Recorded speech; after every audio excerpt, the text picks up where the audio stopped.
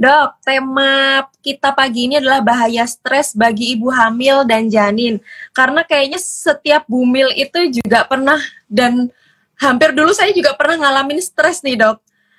Mungkin Iya dokter betul. bisa, iya, dokter mungkin bisa jelaskan dok, stres pada saat hamil itu kasus yang paling sering dokter temuin itu apa sih dok? Gara-gara apa sih dok? Atau pemicunya tuh apa sih dok? Silakan dok. Iya, saya informasi yang di lapangan aja ya yang sering saya ketemui ya, mami-mami yang ada di sini. Jadi biasanya saya bisa pernah dapet dan sering banget dapet pasien hamil bisa dibilang hampir sering ya. Semua pasien hamil itu mengalami stres. Cuman masalahnya stresnya itu apakah skalanya ringan, sedang atau berat ya, tergantung ya. Kalau skalanya ringan ya dia masih bisa dia handle. Kalau skalanya sedang ya kadang-kadang sedang ke berat, ada yang sampai nangis, sampai depresi, sampai gangguan pada kehamilannya. Biasanya pemicunya itu paling sering ya, kalau menurut saya paling sering itu hubungan dengan suami ya, hubungan dengan pasangan atau hubungan dengan keluarga terdekat di sekitar rumahnya dia. Misalnya dia stay sama orang tua suami, orang tuanya dia, atau misalnya kondisi rumah nggak ada yang dia harus mengerjakan semuanya sendiri dalam kondisi hamil ya. Jadi dalam kondisi hamil dia harus ngerjain semuanya sendiri. Biasanya paling sering itu yang saya temui. Kemudian pada dasarnya ya ibu hamil itu kan dengan kehamilannya aja, seorang wanita ya, dengan kehamilannya aja dia itu sudah mengalami stres, belum ditambah dengan faktor lingkungan. Dia dengan hamil aja dia udah merasakan ini nggak enak gitu. Memang kehamilan itu merupakan suatu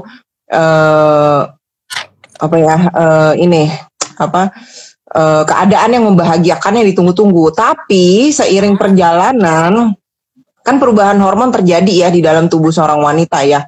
Perubahan hormon, ada hormon progesteron, hormon stres, hormon HCG yang meledak gitu ya, hormon gonadotropin yang meledak itu membuat dia berkelanjutan, berkepanjangan gitu. Jadi saya sering edukasi. Jadi kalau hamil itu bukan hari ini, 2 hari, 3 hari atau minggu depan kita harap kayak nggak hamil lagi gitu. Jadi ini harus sabar ya, harus sabar. Ini juga untuk mengelola stres ya, mengelola emosi harus sabar karena ini berkepanjangan, bisa sampai 9 bulan, bisa sampai hanya 3 bulan, 4 bulan. Kadang mereka menanyakan ke saya, "Dok, ini sampai kapan sih, Dok?" gitu. Saya ya selalu bilang ini 3 bulan hilang, 4 bulan hilang, tapi kenyataannya di lapangan tidak sesuai teori. Kita merasakan body kita aja udah gak enak. Hamil trimester awal itu udah pasti diganggu sama mual muntah. Itu aja udah stres ya, udah stres. Kemudian dengan mual muntah setiap hari, mual muntah berkepanjangan, itu udah bikin si mami itu udah stres sendiri. Nah kemudian yang trimester kedua, itu kan otomatis kan rahim membesar, berat badan bayi bertambah besar, itu menekan persarafan yang ada di belakang ya, di rahim yang membesar itu menekan persarafan yang ada di bagian belakang, punggung belakang. Nah itu udah mulai gak nyaman, udah mulai gak enak. Terus tendangannya sendiri juga udah mulai menyakitkan. Ada yang bilang saya sampai sakit gitu karena bayinya sendiri yang nendang ya, padahal bukan orang lain gitu. Itu sakit. Kemudian yang trimester ketiga itu lebih parah lagi, gangguan kencing, dikit-dikit kencing. Jadi istri saya hamil sama aja kayak kondisi biasa gitu. Mungkin suami mikirnya begitu ya gitu. Tetap aja melakukan kegiatan biasa sama gitu, suami mikirnya begitu. Tapi sebenarnya saya suka edukasi, itu terjadi perubahan hormon, emosinya juga gampang kepicu, jadi sangat-sangat sensitif. Bukan cuma penciuman doang, bukan cuma lidahnya aja sensasinya, tetapi emosinya juga menjadi sangat-sangat sensitif. Nah jadi itu harus didukung ya oleh keluarga. Itu peran keluarga mendukung, baik suami atau lingkungan di rumah. Itu nomor 1 kalau menurut saya ya, kalau yang terjadi di lapangan. Kemudian yang kedua,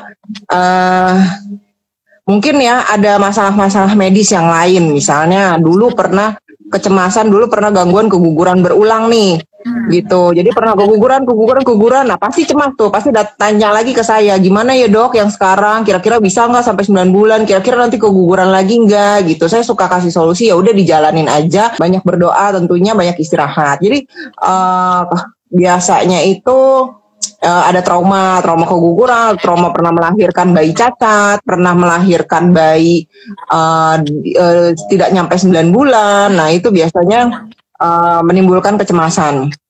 Kemudian ada faktor lain lagi, misalnya ya hamil di luar nikah gitu ya. Mohon maaf, hamil di luar nikah itu juga menjalaninya juga penuh dengan emosi gitu, emosi dengan pasangannya, emosi dengan keluarganya, mungkin keluarganya kesal juga, itu kan penuh dengan kekesalan ya. Nah, itu biasanya mempengaruhi juga.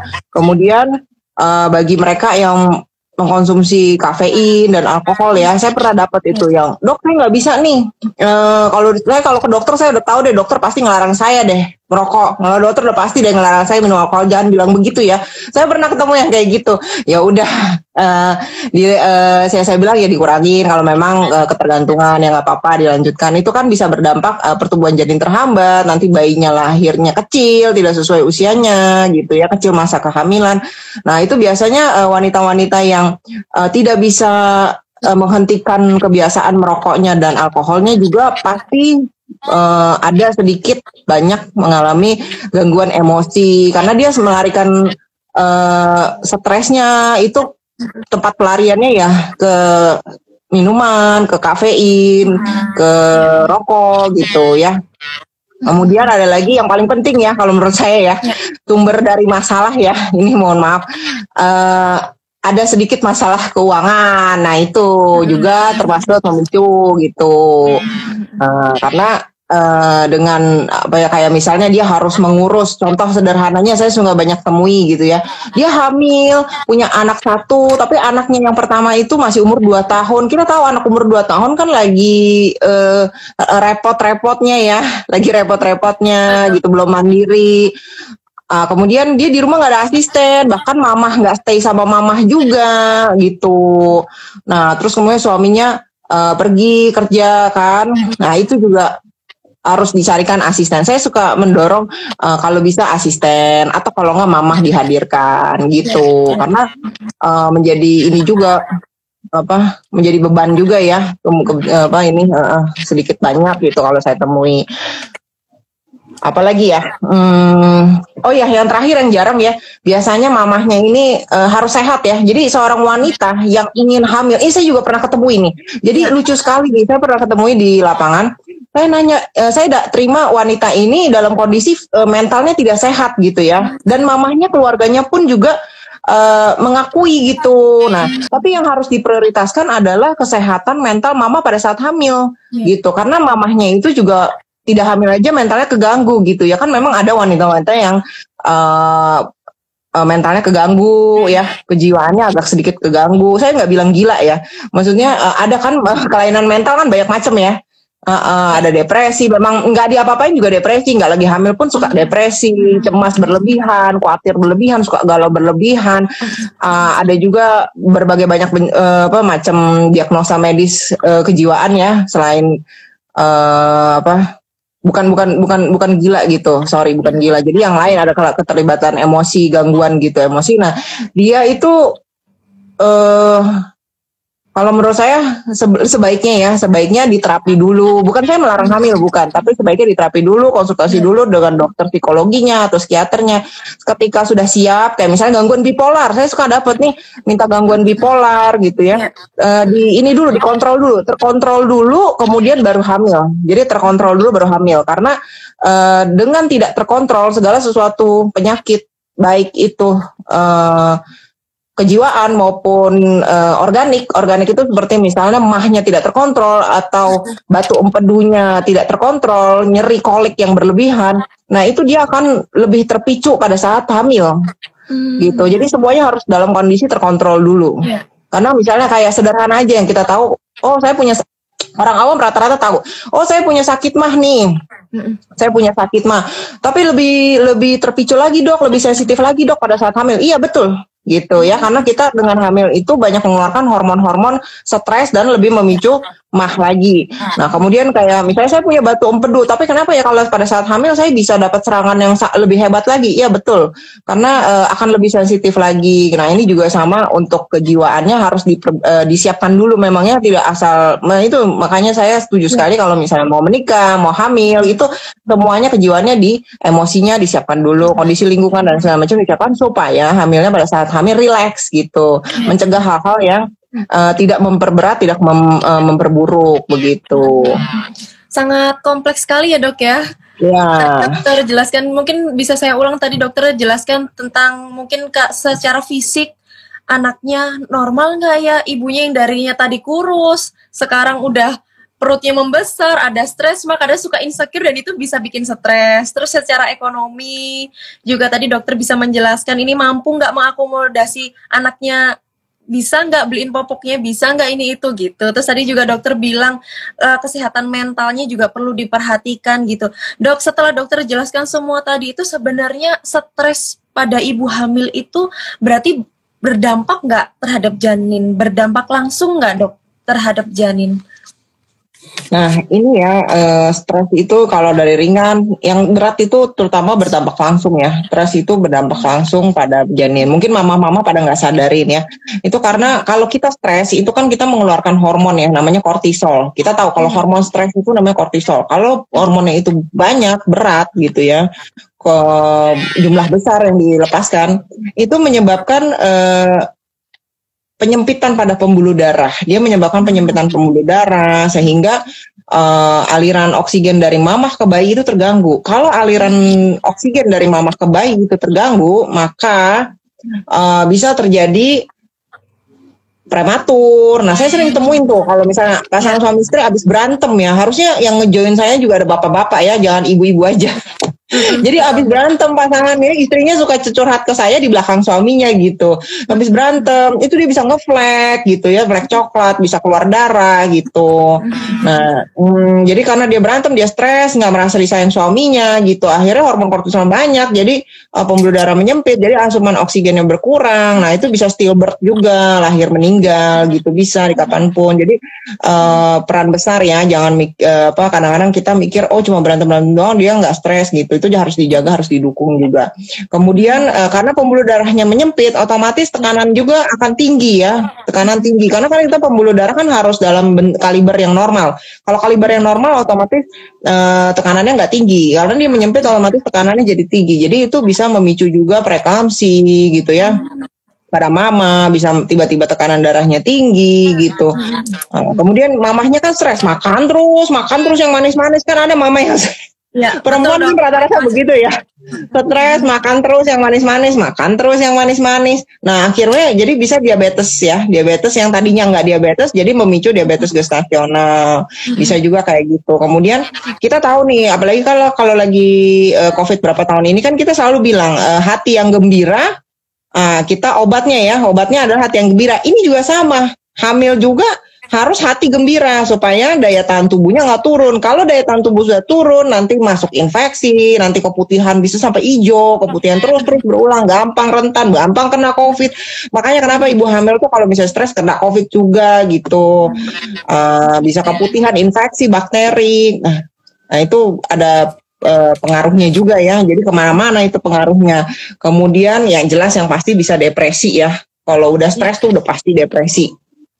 Gitu. Dok, berarti kalau ibu kan kadang kita suka nggak sadar ya dok, ibu-ibu tuh kadang suka gelisah, suka nggak bisa tidur dok kalau ibu hamil itu. Apakah itu salah satu tanda ibu hamil lagi stres dok, nggak bisa tidur itu dok? Iya betul juga ibu jadi kalau nggak hamil juga stres. Wanita kan banyak bentuk ya, ada yang nggak makan, ada yang makan terus, ada yang nggak tidur gitu. Ada juga yang tidur terus tapi nggak bisa tidur nyenyak ya, cuma di permukaan aja, bisa juga karena dipengaruhi oleh stres yang tadi saya sebutin, stres lingkungan, stres diri dia sendiri karena perubahan bentuk tubuh, hormonnya bisa juga, atau kebanyakan ini nggak enak ya, karena posisi tidurnya nggak enak, serba salah, karena membawa kemana-mana berat badan janin yang besar, 2 kilo, 1,5, penekanan pada saraf, pada tulang belakang ya, jadi serba salah posisi gitu. Jadi saya ini juga suka nanya ya, banyak yang datang ke saya nanya, dok saya harus posisi tidur bagaimana nih dok gitu. Nah mereka baca di Google bahwa posisi tidur kalau harus miring kiri, karena kalau miring kanan itu terjadi penekanan pada aorta gitu ya. Itu betul, tapi itu dilakukan pada saat proses bersalin. Jadi kalau sudah bukaan 2 ke atas boleh seperti itu, apa bukannya makin besar miring, tentu kita menahan nyeri, jadi oksigenisasinya kebaik, karena kalau kita menahan nyeri oksigenisasi terganggu ya. Nah, kita lebih baik di posisi miring kiri. Tapi kalau tidak dalam keadaan bersalin, misalnya dalam keadaan baik-baik aja, kalau di rumah hanya miring kiri aja, itu bisa tambah encok ya. Iya, bener dok, bener banget. Iya. Jadi saya suka dapat pertanyaan seperti itu, dok. Jadi gimana nih saya harus miring kiri? Itu setelah saya memberikan penjelasan bahwa kalau tidak lagi dalam kondisi bersalin, artinya tidak dalam pembukaan, misalnya hamilnya baru 4, 5, 6, 7 bulan, di bawah 9 bulan, ya carilah posisi nyaman yang tidur gitu. Mau miring kiri, mau telentang, mau tengkurap pun boleh, saya suka bercanda. Kalau bisa tengkurap. Masalahnya, iya dok, bener dok, itu banyak sekali pertanyaan. Jadi si ibu Mariwa sendiri gitu, mau kiri terus padahal itu juga encok ya dok ya. Iya. Nggak boleh terlentang, nggak boleh ini, nggak boleh, jadi stres sendiri gitu. Betul. Google menambah stres ya berarti ya, di sini ya harus ditambahkan. Jadi harus mencari informasi yang benar gitu dok, platform betul. yang benar gitu, ya. Iya, mungkin boleh dikonsultasikan ke dokter kandungannya, boleh ditanya, karena kan tiap bulan kita kan USG, konsultasi ke dokter kandungan, nah boleh ditanya, dan mereka rata-rata pada tanya ke saya harus miring kiri kah? Gitu, saya bilang enggak, miring posisi, mau diganjal bantal boleh, pokoknya posisi senyaman mungkin, seenak mungkin, tidak mengganggu sirkulasi. Itu mengganggu apabila dalam proses persalinan. Kenapa? Karena dalam proses persalinan itu nyeri banget, sehingga oksigenisasi berkurang, jadi lebih baik dianjurkan ke kiri, begitu penjelasannya ya. Baik dok, dokter mungkin bisa kasih tips ke bunda-bundanya dok, cara kan itu tadi udah stres nih karena lingkungan, karena informasi yang salah. Nah gimana sih kita sebagai ibu hamil itu cara mengelola stresnya supaya nggak lanjut ke depresi itu gimana dok? Apa yang bisa bunda-bunda lakukan ketika saya stres nih, harus apa gitu dok? Nah ini dia, yoga ya, yang pertama olahraga. Ini saya juga suka banyak nih datang ibu-ibu hamil datang ke saya, dok saya kapan boleh yoga nih gitu. Nah di sini mau saya sampaikan bahwa yoga itu ternyata dilakukan, kadang kelas-kelas yoga yang ada di masyarakat itu mulai sangat awal loh, dimulai sangat usia awal. Padahal sebenarnya kan harusnya senam ibu hamil itu dimulai, kalau tujuannya ya, tergantung tujuannya juga. Jadi kalau senam ibu hamil tujuannya untuk mempercepat proses kelahiran, mempermudah proses kelahiran, itu sebaiknya dilakukan di 8 bulan lebih, di mana kondisi 33 minggu ke atas ya. Jadi di mana paru-paru bayi yang sudah hampir matang baru boleh dilakukan, misalnya kayak jalan pagi, senam hamil, itu untuk mempercepat proses kelahiran. Jangan sampai lewat waktu, apalagi yang pengen normal. Ya, jadi bukan yang sesar ikut-ikutan nih, misalnya udah janjian nih mau sesar sama dokternya nih, jangan ikut-ikutan juga nih gitu, karena itu relaksasi otot panggul, pernafasan, sehingga kalau bisa hari ini olahraga, nanti 2 minggu lagi udah bisa lahir nih gitu, tujuannya tuh seperti itu. Nah sering kali kelas-kelas yoga yang beredar sekarang itu kan di awal ya usianya. Saya pernah dapat kok pasien awal usia 5 bulan dia udah bilang dia mau ikut kelas yoga. Kemudian saya mikir itu kenapa ya? Ternyata ada manfaatnya itu mengikuti yoga gitu. Mungkin gerakan-gerakannya lebih disesuaikan lagi ya kalau untuk usia yang muda dengan usia yang muda mau mendekati lahiran, tanggal lahirnya itu mungkin gerakannya disesuaikan lagi ya. Kalau yang yoga yang di awal itu penting banget untuk relaksasi pada saat hamil gitu. Jadi ibunya juga lebih nggak stres. Sedangkan kita kan kalau nggak hamil juga kan kita yoga nggak apa-apa. Kita yoga meditasi kan cuman biar kita nggak stres kan. Ya, nah itu ibu-ibu hamil nggak apa-apa ngelakukan yoga, tapi tujuannya harus tahu ya, tujuannya pada saat hamilnya masih trimester kedua, belum 9 bulan, itu tujuannya hanya untuk relaksasi pernafasan, menghilangkan stres gitu, bagaimana cara mengatasi stres gitu ya.